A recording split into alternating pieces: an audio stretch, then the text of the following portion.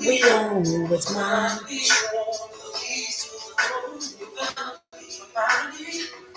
What up, what up, what up? I'm back, your girl Casey McDaniel. I am back with this Saturday night live to be forever loving you. Rain or shine from the moon's moment. Yes, I know it's not easy doing these things. Well, anyway, I was really struggling whether I should come in here tonight or not. But I'm coming in back in here with y'all all tonight. And I was just in here, of course, my nieces were supposed to come. My great nieces were supposed to come. We were supposed to have um, our little day. They was going to spend the night. We was going to do some baking of cookies and pies and stuff for the holidays. But because of the weather, and I was also feeling a little down myself. So we plan to try to push it for next weekend.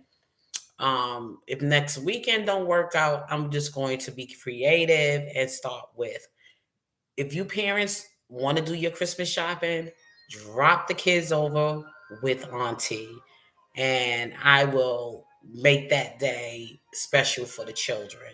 We can do all kind of holiday, festivities, uh, art, bake cookies.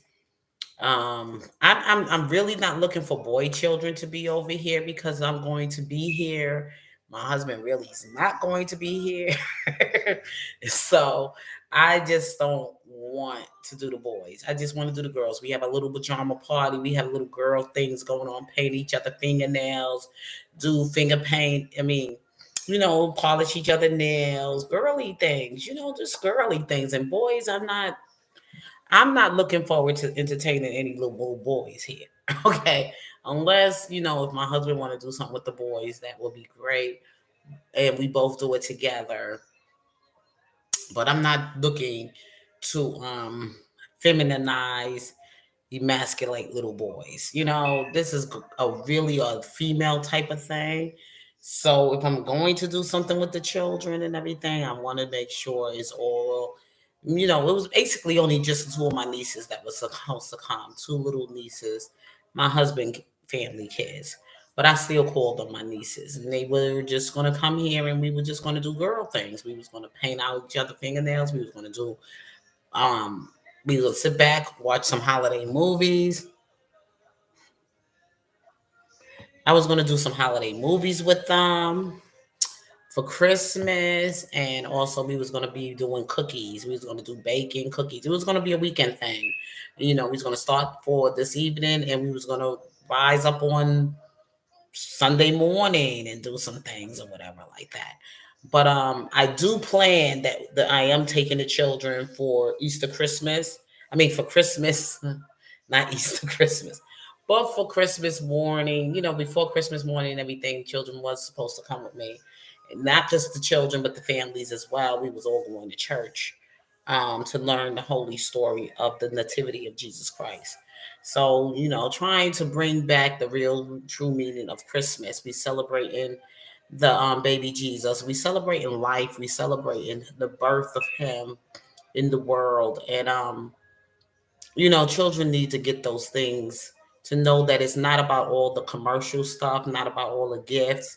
But if you are going to give a gift from the heart and things. But we really want to celebrate this time of the year where we want to bring joy, peace, hope, and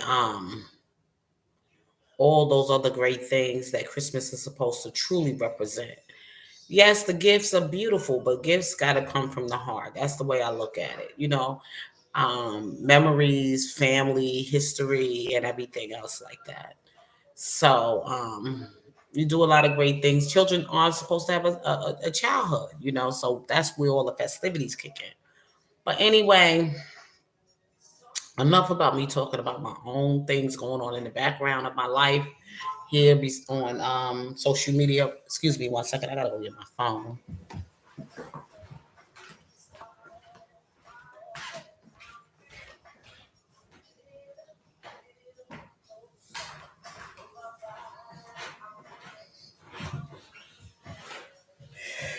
I don't know if I shared this with you that this is for entertainment and me sharing my own opinion and everything, my copyrights and everything. I just wanted to just share my own opinion, and also this is for entertainment as well. Everything that I speak on here is not all truth, allegedly. So, because I don't have too many mods that come in, I don't have my mods come in to do this video with me, so I have to speak to protect my channel. Nothing in these things that I'm speaking is truth. It's all my own opinion. And, a lot of the events that have taken place, or anything that has taken place, is as far as what I'm talking on is allegedly. You know, it may have happened, but this is what I'm giving my views about of what happened, what might have happened, or whatever. So I just wanted to just say that, okay, for YouTube to know. I do have music playing in the background. I don't own the copyrights to this music. Of course, I am playing Mr. Robert Sylvester Kelly at this time of the year. Other songs came up, but I was basically playing a lot of Christmas music because am in the season of celebrating this holiday. I'm just going to look for people to come on in, come on in. Now, I haven't been talking much about R. Kelly lately on any videos that I've been doing. Is the reason I haven't been doing it is because I really don't, want to get involved with some of the nonsense that is taking place right now, in this R. Kelly sector. I just don't want to be involved in any of the foolishness with these people that are supposed to be here representing and truly fighting for this man to be, justified and to also win his liberty. I just think it's just taking another turn, and I just think that people are becoming too personal with one another, with too much personal beef going on, and they're dragging their subscribers in it. And I just don't want to be a part of that. I really don't. I figured out some of the people that have been here on these R. Kelly platforms representing for him. And I figured them out, and I'm just not going to be like pulled into the nonsense. I really not. I was here for him, and I'm still here for him, but I'm just trying to stand back and just stay in silently prayer for Mr. Kelly. Okay, I'm just really trying to stay back and silently in prayer. I've done this for 3 years now. I'm not going on people's channels with the nonsense that they've been bringing lately. As I could see that there's some stuff going on now with Dana J. Always Dana J. And also now they dragging Prima Donna in it, and she's getting involved in it. And Kevin Terrell, aka DJ Tyson, and all these other people. I'm just not getting involved with all of that nonsense. I don't think it's necessary. I really don't. And I mean, I'm here for Mr. Robert Sylvester Kelly. I came into this fight for none of these people. I met these people along the way. And, it's just so, to me, distasteful. It's just distasteful. We're talking about the same old thing, personal conflict and everything else. I don't want to be a part of that whatsoever. Hey, oh God, Sherry, I don't think he done any of it. I'm really, to be honest with you, I don't think he has been a part of any of that. And I don't think that the people that's supposed to be out here representing for him are doing him any justice. I don't think they're doing him a good service. I don't think they're in his best interest because of their behavior in the public and the things that they're doing. I'm just not. Mm-mm. But I love me some R. Kelly, and whether he did it or not, I still love me some R. Kelly, and I'm going to continue to celebrate his music. And I've said that from day one, from the time I got on YouTube to be in support.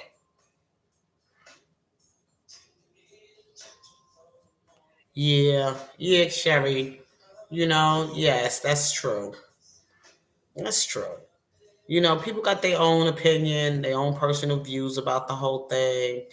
But me, myself personally, like I said, I've been following him from the beginning of his time, of his career, and I've really always enjoyed his music. I'm listening to his music now. I'm listening to it for the holidays. And I don't want to get dragged into other people's personal beefs. I just don't want to be a part of it. So I just stay away from it. That's why I have moved on, speaking more about what's taking place and other things that I've um, been talking about, as far as like with Shanquella, the 25-year-old college graduate, entrepreneur, the inspiring businesswoman, whatever she was, while she was here with us. I'm just been, speaking a lot about what's taking place with her right now and her mysterious death that happened in Los Carbos on October 29th of 2022. And the people who are responsible and who have played their part in her death. I've been speaking of it, Brian, trying to bring awareness. I was glad to see that. Shan, who's that? Shanquilla. I just explained to you, Sherry, that Shanquilla is trending right now on this 25-year-old Black American female who went to Los Carbos with six of her friends, and within 24 hours, she was murdered. Okay. And then they still haven't got, well, it's rumors that some of the suspects, not some, but the suspects of the cause of her death are not in custody. And then it was things that said that they were being detained, but then it was things from a journalist from over in Mexico who said they are being retained here in the United States. A lot of information about what's going on right now is not clear to a lot of people because there's been so many conflicting it's been so much conflicting information that has been reported by bloggers, and also, like I said, from one of the journalists from over in Mexico by the name of Geraldo Geraldo, Geraldo Zuniga. Okay, and people are still trying to figure out what is going on, but I explained in my previous video that I have a feeling this is what's going on because of the death of another one of the Carbo villains. I call them the Carbo villains. That's just my own made up thing. Some people, they call them the Carbo Six. Hello, come fry with me. Hi, how are you? Welcome, welcome, welcome. Yes. So one of the so-called suspects' name is Dejanay. Dejanay is supposedly have been the one in the video who was directly attacking Shanquilla. Shanquilla was not defending herself. Shanquilla would not fight with Dejanay. She was brutally beaten. She was kicked, punched, and maybe some other things has happened after the video we saw. But what we had saw so far, Dejanay Jackson is who's been identified as the attacker on Shanquilla. Shanquilla, mother and father, both her parents, I'm just going to say both her parents, are looking for justice for the death of their daughter. When it had happened, after it had happened or whatever, Shanquilla's mother has been in communication with the people who are responsible for her death.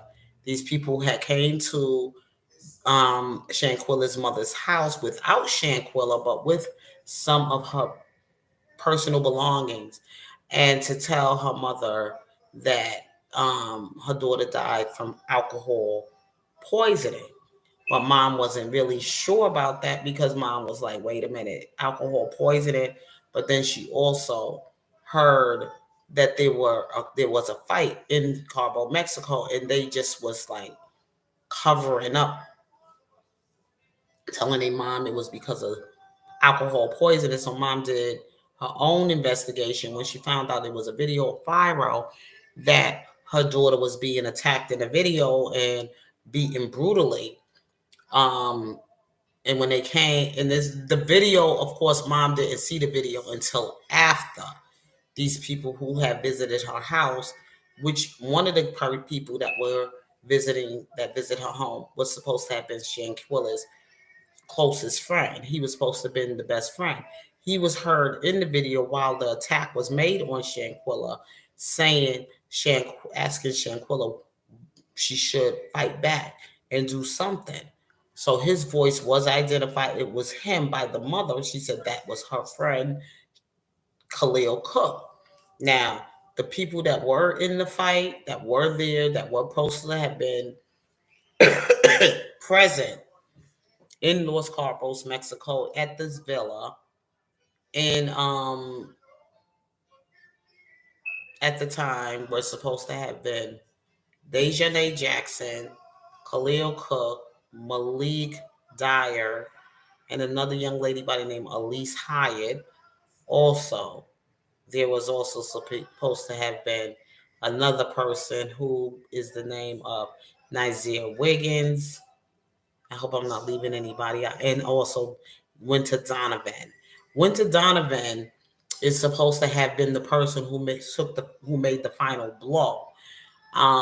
That video has not been seen in the public, and if it has been seen, only very few people were able to see it. So we really don't know if she was um, one of the people who should be charged for the murder of Shanquella, because from what I understand, they all fought her. This is coming from the mouth of one of the people who came on social media and did a live in Instagram, or I don't know what, TikTok, whatever video he did a live on, which is Nazir Wiggins, and made that statement that he did know that they made an attack, and it was just so many other stories he told, and I'm not really running with Nazir's story. Nazir was supposed to have been one of the friends who showed up, not on the 28th of when everybody else had arrived at the villa. I forgot the number of the villa. Oh God!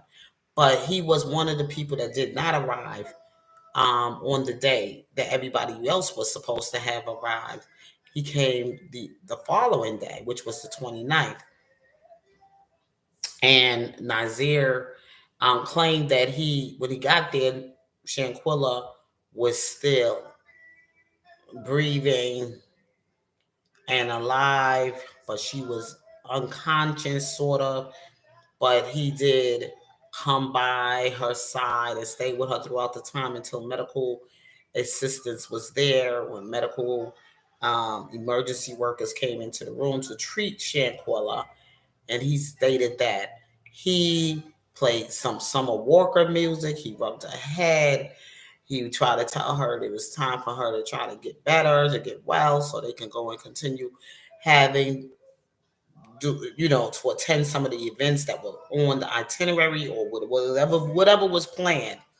This is what Nazir's story is. I don't know if the videos are still up of him doing this live. Maybe some of these videos have been taken down.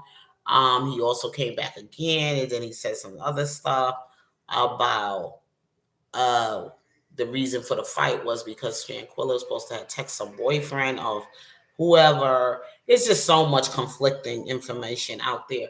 And then now it's also supposed to be a reporter from Mexico who said, of course, that these people are in custody. Well, anyway, Janae Jackson is in custody right now by the feds and held in the United States, and she was arrested in Connecticut. So now there's some stuff where our reporters reporting that this is not true, that this girl has not been arrested, and this woman, not girl, but woman, has not been arrested. And this is not false, this is false information. If you really want to verify all of that, you should go where? On some site where they show when they do have somebody in custody and the reason for their arrest, they will pop up on that in that particular um, app, giving you that information. I'm not going through all of that. I'm just going to go on what I know and what I feel. And I'm going to say this. Like I said, stated before, I believe there is some truth to what Geraldo Zuniga is saying. But United States government is not going to bring us that information because right now they're still under investigation to protect the lives of other people, which may be some innocent people that may be involved in all of this. They have to keep things closed, and it should not be out to the public yet. Okay, they still have time. They don't really have to turn people over to Mexico, which the women that who attacked Shanquella will be charged for femicide. And in the femicide in Mexico, which we don't practice that under our jurisdiction, that's not part of our jurisdiction. We don't send our criminals in capital punishment, okay, until we truly find out more information about the crime that supposedly had taken place, or what kind of, crime they have committed, if there's anything else involved, before they make that decision to do that. And I explained that in my last video, that this is how the United States government work when it comes to prosecuting criminals. Capital femicide over the year in Mexico is actually a high profile execution.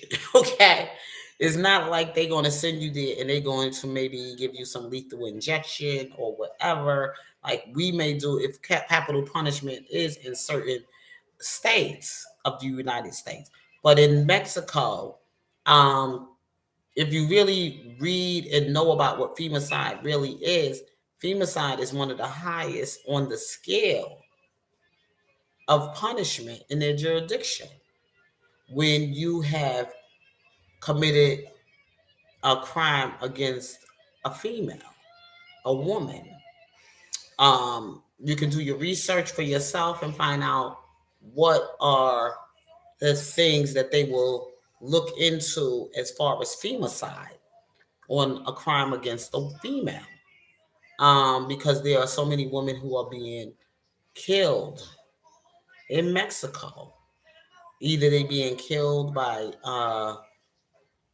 this domestic situation, a domestic abuse situation, or just that they female and they just getting slaughtered and killed. They could be either killed by their husbands or their lovers or whatever, or they could be killed by another female or put another female in a position to kill another female. It's just femicide. Okay. So they say that they saw the attack and they want this woman, they're gonna charge her not for homicide, because with homicide, for the fight or the attack or whatever had happened, she's only gonna get 12 years. But femicide is on the highest of the scale. That's to 20 years to 60. I'm sorry. The highest of the minimum you may get is 20 years, I think, or 40 years, 45 years to 65 years, something like that. I don't, it's 20. They raised it. It was 20, but now I think it's 40 to 65 years. That's a death penalty because of the way the prisons are in Mexico. And especially that she is an American, she really doesn't know Spanish and the customs, the culture, or anything in this foreign jail. So the American government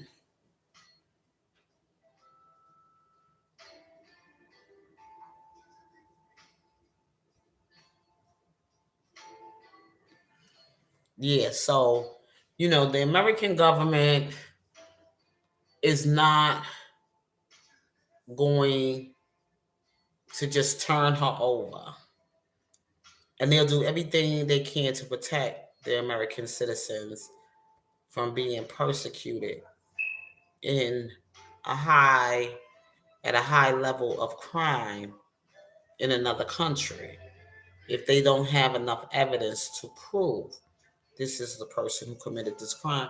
And if they can find whatever crime that person may have done before it came, it was, it's a lot. It's before they want to investigate to see how this crime had taken place. A crime has taken place in the United States first before they can release them over. And of course, before these women and these men um, traveled to Los Cabos, Mexico, there was another crime that has taken place. And they want to see if these two crimes are related in any kind of way.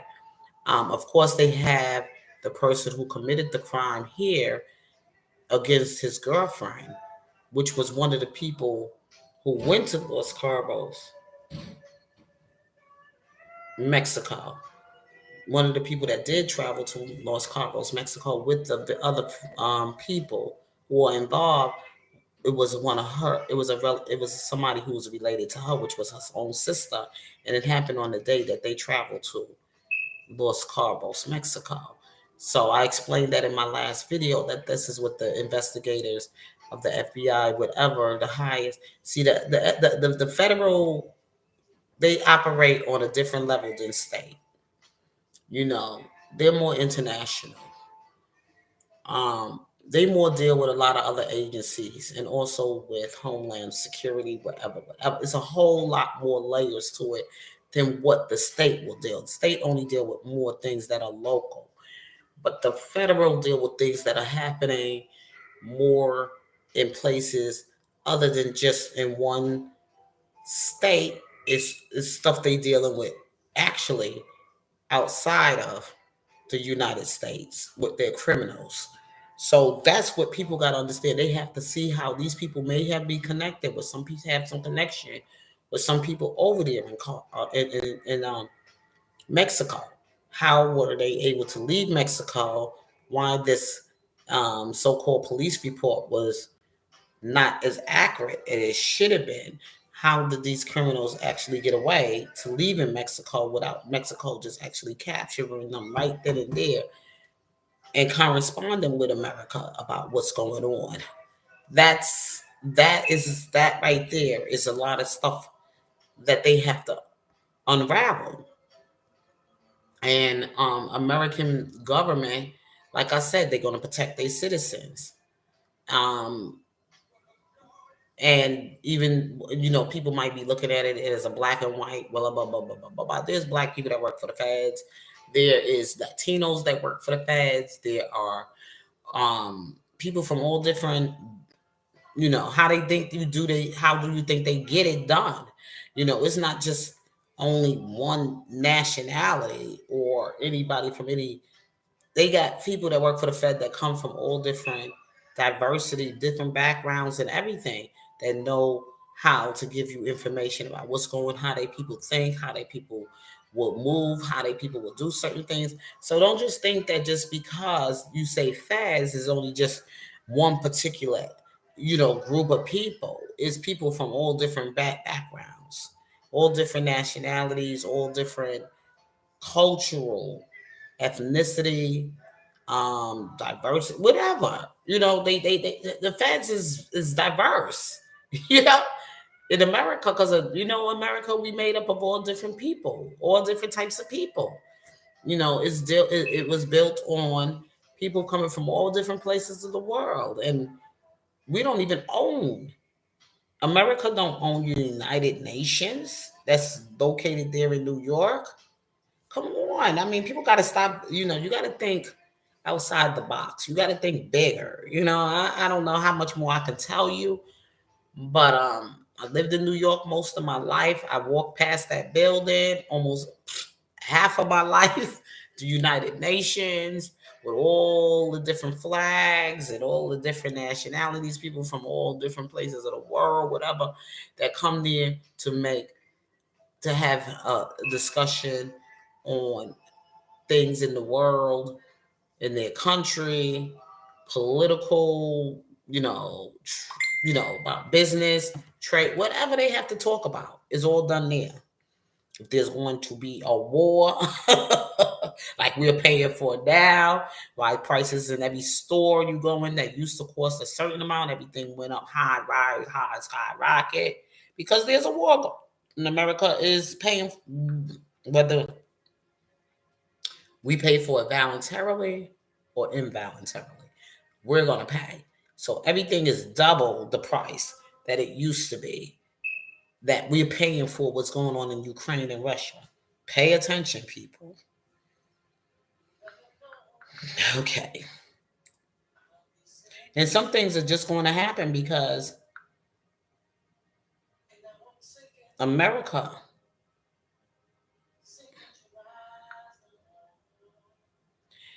the way they play things, the government here, that's why I'm like saying America wants to be great. They always want to be on top. They always want to be ahead. And who's ever being more productive here are going to survive, and those who's not are just going to fall off. You hearing all these crimes taking place every day. You hear about the poor people who are dying. Not saying they not saying America, if we don't care about Shanquella, we care about Shanquella because she was productive and she had some great things. She was resourceful. Um, Her parents were hardworking citizens, hardworking, tax paying, whatever citizens. So I don't think that America is going to allow Shanquilla life go without justice. You know what I'm saying? But they also want to make sure that these other lives don't go without justice. Think about it. Okay. Now there are some people like they real scumbags and they got a history of doing bullshit and just ain't doing nothing to be productive here in the United States, to bring anything to the American um, resources or whatever, education, paying taxes, whatever they doing, real scumbags. If they were real fucking scumbags, let me tell you something. America would have threw their ass away a long time ago. let Mexico just had their motherfucking way with them. And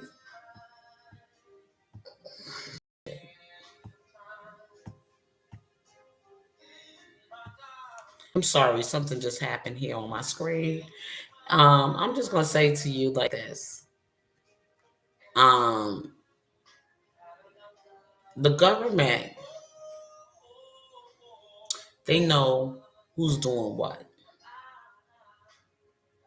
And they doing a whole history. They doing a checkup on your whole history of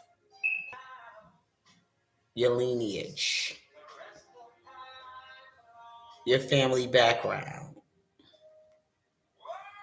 You'd be surprised. So I don't think that they're not concerned about Shanquella and that Shanquella mother and father will not get their justice and her loved ones won't get their justice. But some things just not going to happen as soon as we think, as much as we want it to happen right away. And how they just going to do things. You know, it's just going to be a matter of time. So I'm just saying, and I said it in the last video, um, we have to be able to trust God and to trust our system here and to trust the process. Okay. Yes, yes, yes. Now moving on, before I close out tonight, I was earlier talking about the 10-year-old who in Wisconsin, Milwaukee, well, Wisconsin, whatever, who unalived his 44-year-old mother. The story says that it was over a reality virtual game or whatever, something, the headphones that he put over his eyes and he get to see things, whatever. And how he was he logged into his mother's Amazon account and was able to make the place this order to order this video, reality, whatever. And when mom woke him up kind of quite early that morning for him to get out. So he was either on his way to school or over to be at a relative's house. I'm not sure. But the young man was very upset.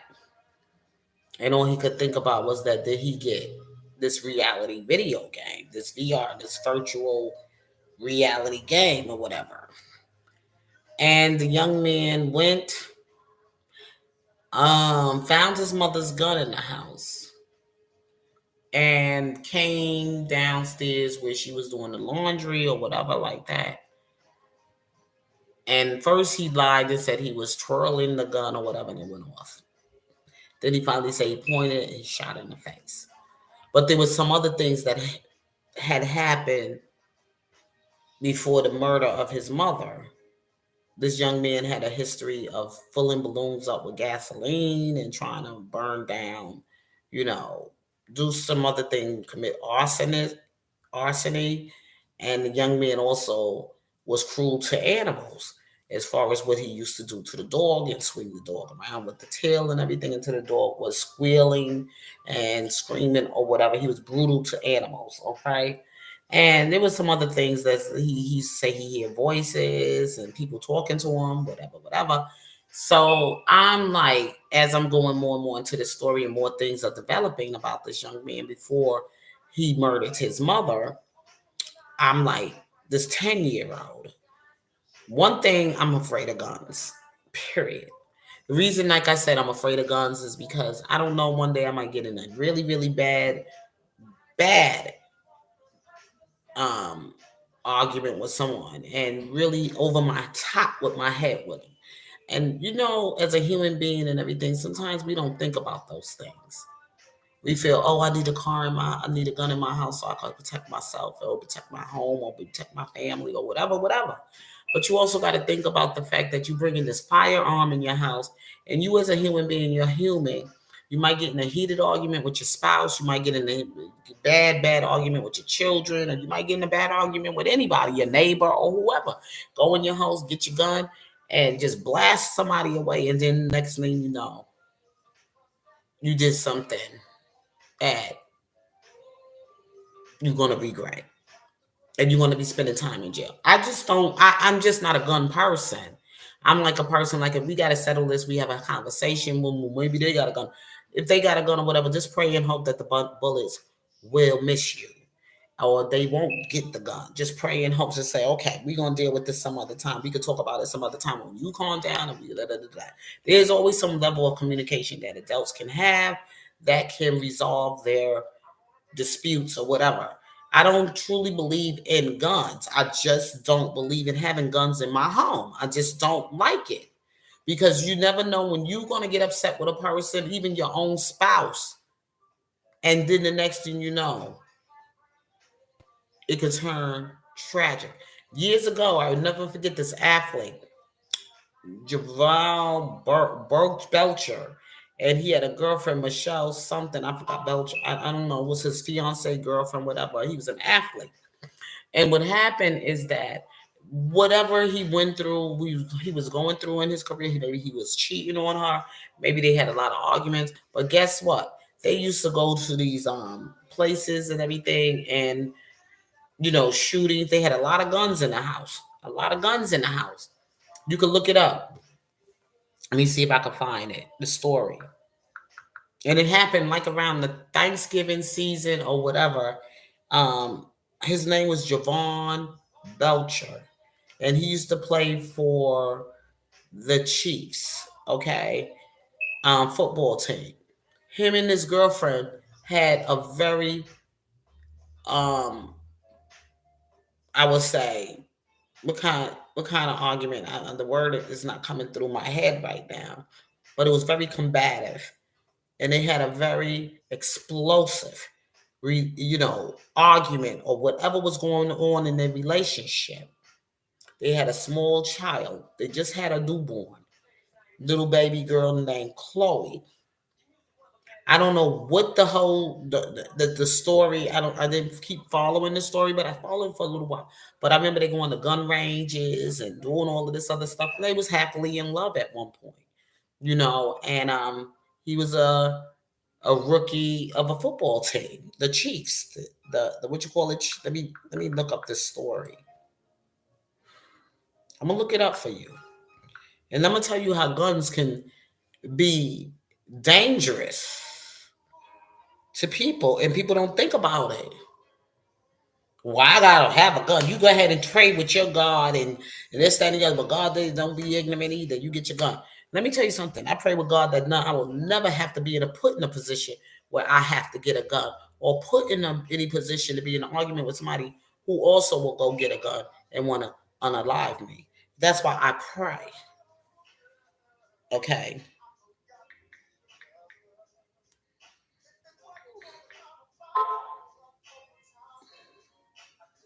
Okay.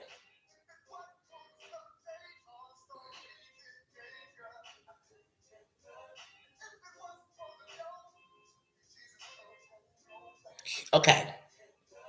Javon Belcher, he played for um he was a linebacker who played his entire career with the Kansas City Chiefs of the National Football League.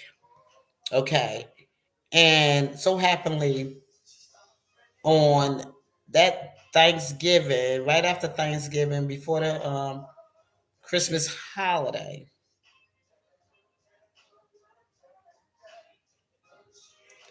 he unalived his mother of his child, left his baby little girl, an orphanage. Okay. And when he did it, his mother, of course, was in the house. I don't know, him and Michelle, her name was Michelle something. Little baby was so adorable. Baby looked just like him. Looked just like him. I don't know if that little girl should be now about 8, 9, maybe something years old now. But it just was sad that after he killed his girlfriend, he went off and took some, and nobody ever knew what was really. His mother was there at the house. She heard the gunshot. She's the one who called the 911 for the child, for the emergency workers to get there to work on the girlfriend when the girlfriend was shot. And her son ran out the house, whatever, took his Bentley or whatever car he had at the time, and he took his own life. So after he noticed what he has done, he took his own life. So the baby was left, of course, an orphanage, and she did not have neither one of her parents because she had to lose. She lost her mom from her dad killing, and then it became this battle. But of course, the mother side of the family did adopt a little girl. But that's a story that is just one way is or the other. It's going to get out that why she's an orphanage and why she's being raised by grandparents or aunties or whoever might take custody of the little girl. I'm sure she had a trust fund set up and everything.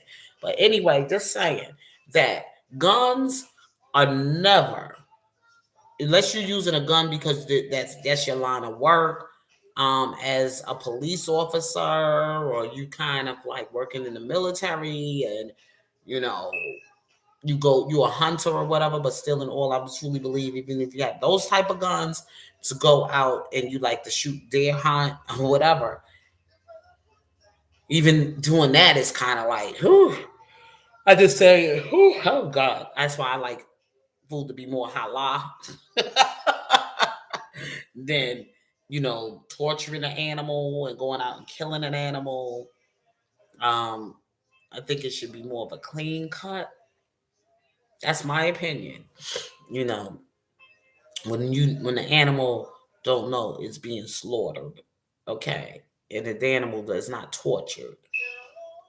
So I'm just not a gun person. I just don't truly care for guns. But back to the 10-year-old mom or whoever gave this young man the code to go and get this gun. The gun was in a safety, like in a safe or something like that. But he knew the code to get in and go get the gun. Why is that? Why would your child even have access to that code? Why would your child even have access and knowing that he has an unidentified mental illness, that he hearing voices, he's done some cruel things to animals, he's tried to fill up balloons with gasoline so he can blow up and commit arsonist or whatever, all these dangerous things that was going through his mind and all these criminal things going through his mind and all these horrific things he's done to animals or whatever, you still gonna give your child access to a gun, the code to get to a gun. He's 10 years old. You know he has an unidentified mental illness. And I'm sorry, I'm just gonna say like this. These moms, these parents, sometimes know their child have something going on that is not right. And they be in denial about it instead of trying to get him immediate help that he can be in some kind of institution and don't feel bad about it because you're praying for your child now and you're praying for yourself most of all. You know, see that he get mental institutionalized with his specialists, doctors, and everything that's on site that you stay in communication with to get your child the professional help he or she may need at his early time of at the earliest of his development. You don't sit there and just try to work with it by yourself. Get him some help. Get yourself some help in the meanwhile. Okay. And as I went digging deeper in this story, no, the child should not be, charged as an adult for the crime he's committed because there was so many signs that was there, red flags that were there before he even did what he did to take his mother out of here, to kill his mom. But he need to be punished in some kind of way, but not as an adult. Um, he needs some mental treatment, of course, in a mental juvenile center. But to be charged as an adult, I don't think so. I think he needs to be evaluated again, and I think um, they don't need to just throw him away to the system like that. And that's what I came to the understanding about because mom could have avoided all of that if she would have got her son help sooner instead of trying to be in denial and trying to cover it up and also giving him access to the security code or whatever to that gun. Something just ain't sitting right with this story. So I work with children who have severe autism and who have been through some traumatic experiences, inner city youth, and young people, children. That's what we basically deal with in the classrooms that I work in. And I had to say to one teacher, like this young boy, this child, I've watched him, observed him last year in a classroom, and I seen his behavior then. And then when I stepped in, he's a black child, and of course the teacher was white. Both the teachers in the classroom were white, and I was the only black person in that classroom. I stayed there for a while and worked with this classroom. So I would see how this child would misbehave and do the things he did with these teachers. But when I got on him, he knew better not to do it with me. Now he gave me some difficult moments. Okay, I'm gonna say he gave me some times. He tried me. And then I found out what I can do to get him. And one of the things was that he was afraid to be in the bathroom with the door closed. That really frightened him. And his mother, and when I asked the teachers, I said, well, what do mom do at home to calm him down, to get him to go, blah, blah, blah. Mom is going through this, mom is going through that. And so he has other siblings in the household who also have some behavior, um, whatever that he's supposed to have, whatever. And the hands are really, it's like really the older woman that takes care of the mom and the mom, and it's just a mess. But anyway, I noticed that. So I went there, I closed the bathroom. He cried, he cried, he cried. Open the door. I was like, I'm not opening this door. You gonna act like this? You gotta. I said, no, the door gotta see closed so you can have your privacy. So finally, when I did open the door, he came out. He went to his cot, and he when he realized I'm not playing with you. Okay, you're not gonna terrorize me here each and every goddamn day, and you're not gonna disturb the other children. Okay, because you know what you're doing. He finally came to his senses. He laid there and he went to sleep.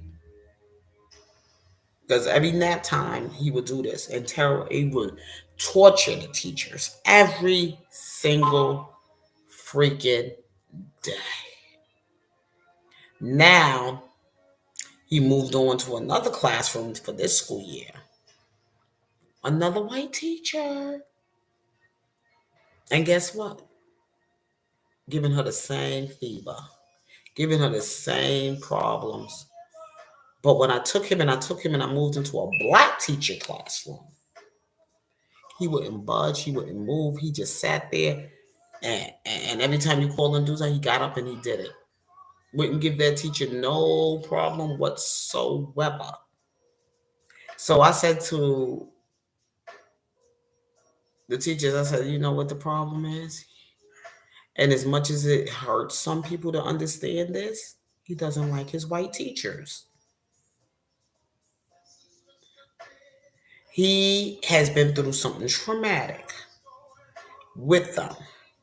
And it seems that every day that he comes to school, he gonna give them hell. And they can't do nothing about it. They just gonna stress themselves out. They just gonna drive themselves crazy trying to figure it out. And the truth is already there. He don't like you. And every day he come in there, he gonna fuck with you. It is what it is. He gonna drive you fucking mad out of your mind, and you gonna be stressing the fuck out. And he gonna do it every goddamn day to let you know I don't like you. Something that this child been through, and I said this to the people, and I said this to everybody. Something this child's been through his experience. He doesn't know how to communicate with words properly yet. He doesn't know how to talk or whatever. But he don't like these teachers, and they don't want to accept it because you know how they are. They used to being in control and shit. You know what I'm saying? They want to be in control of black kids. They want to be in control. But he's like, fuck it. You know, y'all just gonna be miserable every fucking day because I'm gonna come in here and I'm gonna give you hell. But every day, every time I moved him and I put him in the black teacher classroom, he sat his ass down. He didn't budge. He didn't give no trouble. He didn't do none of that shit. I said, the child is not connecting with them. Why don't they just let him go? It's for the best interest of the child. Let him go in the teacher classroom that he is connecting with. Why he should stay there and continue to go through this punishment or punish him? Why would you want to even be punished like that? Because if he was in my classroom, and I'm gonna say, I'm gonna keep it real. If he not connected, hey, and I see he connecting with that teacher, that's where the fuck he's going. Okay, simple as that.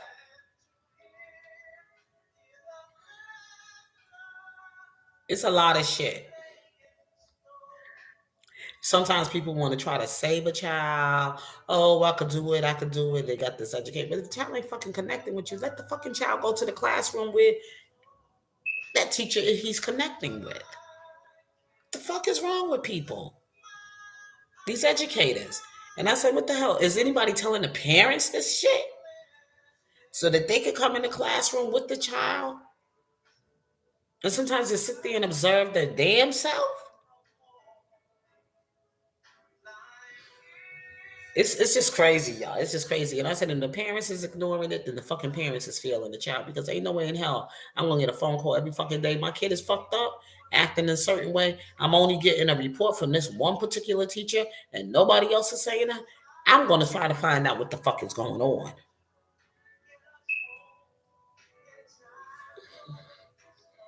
before I just throw my child away like that or put my child and set my child up for, you know, the future. You know what I'm saying? It's fucked up, man. And if Force is a black child, a black male child, he don't like his white teachers. He just don't. But every black educator that take care of him or do something for him, he's calm as anything.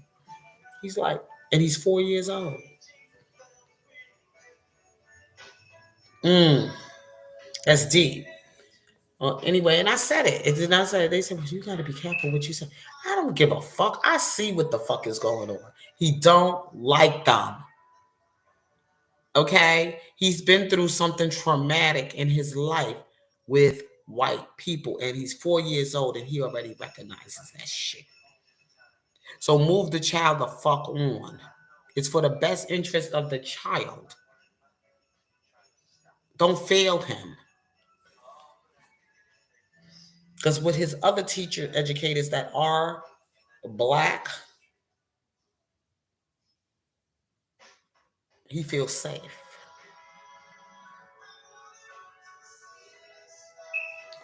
He feels this is where he belongs.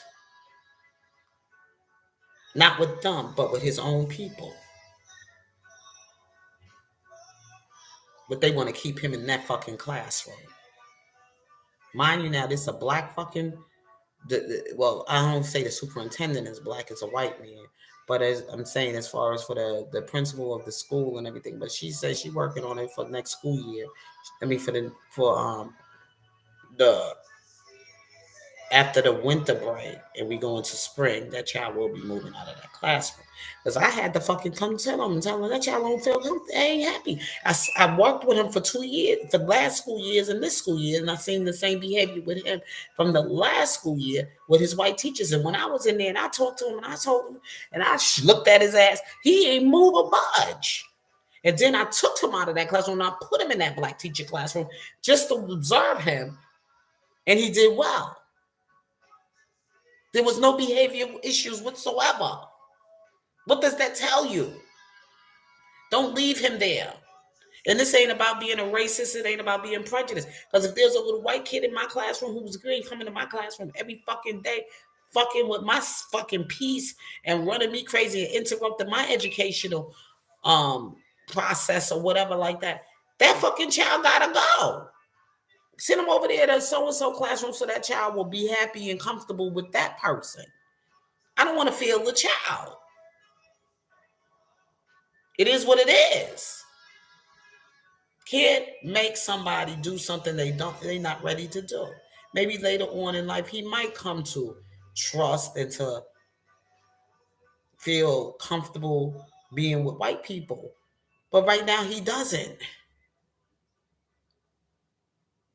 He doesn't. He saw something and it traumatized him. For real, for real. And that's his way of communication. Like, I don't want to be here. I don't like these white people. It is what it is. And people don't want to come to the truth. But anyway, your girl Casey McDaniel, I got to get out of here because I'm tired. Been drinking, kind of drinking tonight and everything. And, that not what alcohol does to you sometimes. But I just wanted to come and just, chat with you tonight and share some of these things with you tonight and everything. Of course, the Robert Sylvester Kelly, all the shit going on around his sector. I don't want to be a part of that bullshit. Don't drag me in that shit. That's why I've been staying away from a lot of the platforms, mostly because I don't want to be about that. I'm praying for him and I'm doing it silently. Well, not too much shit going on anyway around his trial and what's going on with him. And I'm just going to try to keep it that way until his attorneys and everything get him through. And anybody that's bringing bullshit and all this crazy shit around him, they don't give a fuck about him. They just looking for clout and clicks and views and just crazy. And the thing about what happened with Shanquella, how this investigation has to be reviewed very, very closely. And there's other things going on besides just what we have witnessed from speculators or whatever, what we saw from the video, and how an American government tried to do what they can to protect their American citizens. Now, this 10-year-old or whatever, no, I do not think should be child as an adult and be thrown away to the system. I think there is some serious, serious things that's been going on for many, many years for some time with the child. And I think they failed the child.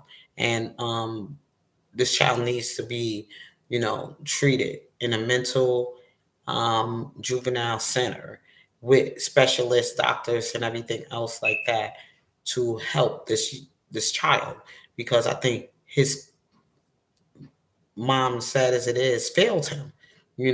She gave him access to a code to a gun, and she basically pulled that trigger her damn self. So I'm just saying, y'all, I'm just saying, your child got an unidentified mental illness. You don't want nothing that that he can have um, any access to, or anything that to harm you, blowing up, beating on animals and doing stuff like that. That's a sign right there, hearing voices and whatever. So anyway, y'all, I gotta go. You all be blessed, be safe and healthy. Peace.